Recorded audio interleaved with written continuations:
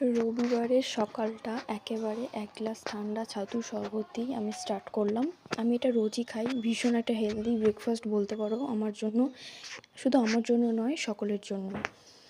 তারপরে চলে যাই সেম কাজে। রবিবার বলে কোনো আলাদা কিছু নেই, সেই একইভাবে বিছানা গোছাতে হবে, ঘরের কাজ করতে হবে, তো সেগুলো এক এক করে যথারীতি কমপ্লিট করতে থাকি। আমার বিছানা গোছানো একদম কমপ্লিট, ঘরের সমস্ত কাজ কমপ্লিট করে এসে আমি স্নান করে নিয়েছি। স্নান করে একটু ফ্রেশ হয়ে নিলাম, নিজেকে আবার ময়শ্চারাইজার এগুলো অ্যাপ্লাই করলাম ফেসে। তারপরে চলে যাই পুজো করতে। পুজো কমপ্লিট করে আমি রান্নাঘরে চলে যাই। আজকে বেশি কিছু রান্না করিনি। আজকে লাঞ্চে ছিল পাতলা চিকেনের ঝোল আর মুসুরির ডাল সেদ্ধ, বাস। আর তারপরে দেখি একটা পার্সেল চলে আসে। আমি একটা বায়ো অর্গানিক অলিভ অয়েল কিনেছি। এটা মাথায়ও দেওয়া যায়, হেয়ার, স্কিন সব কিছুতেই অ্যাপ্লাই করা যায়। তো এটা সম্পর্কে আমি ঠিক যতটা জানি না, যতটা দেখেছি সেইভাবে আমি কিনলাম। তো দেখি কি হয় রেজাল্টটা। যেটা আমি হেয়ারের জন্য কিনেছি। তারপরে আমি লাঞ্চ করতে বসে যাই। ও আর একটা কথা, তোমরা যারা কেউ যদি জেনে থাকো যে বায়ো অর্গানিক তেলটা ঠিক কেমন, আমাকে কিন্তু অবশ্যই কমেন্ট করে জানিও। তারপরে বসে পড়লাম লাঞ্চ করতে। লাঞ্চে তো আগেই বলে দিলাম যে কী কী ছিল।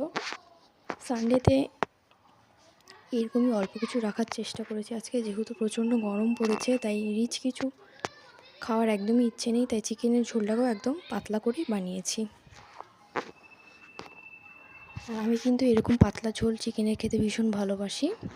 তারপরে একটু বেরোবো ভেবেছিলাম, কিন্তু বাইরে যা রোদ ছিল, তার রোদটা দেখেই ভাবনা চিন্তা করে বললাম যে রোদটা একটু কমুক তারপরেই বেরোবো, কারণ এখান থেকেই আমি দেখতে পাচ্ছি যে কতটা রোদ।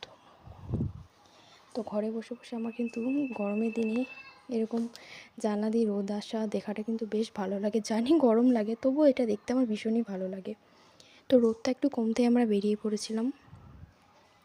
বাইরের ওয়েদারটাকে দেখে যতটা ভালো মনে হচ্ছে ততটাও ছিল না, বাইরেও প্রচণ্ড পরিমাণে গরম ছিল।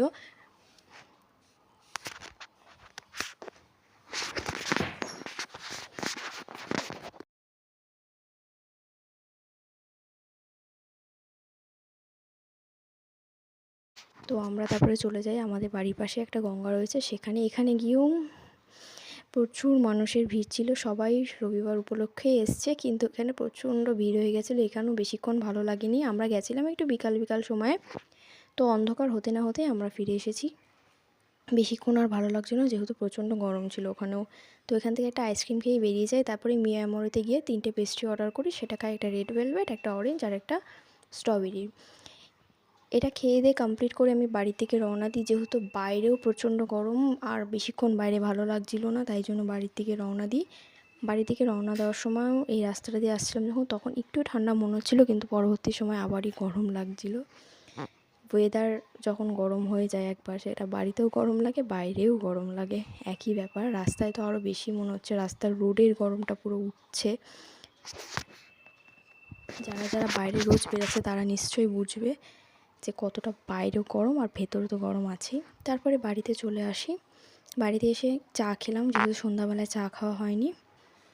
চাটা খাওয়া দাওয়া করে আমার আর কিচ্ছু ভালো লাগছিল না রাতে ডিনার করতে, তাই জন্য আমি বাড়িতে আসার সময় একটা আমুলের মিষ্টি দই কিনে নিয়ে এসেছিলাম, সেটাই খেয়ে আমি রাতের ডিনারটা কমপ্লিট করি, কারণ আমার আর ভালো লাগছিল না।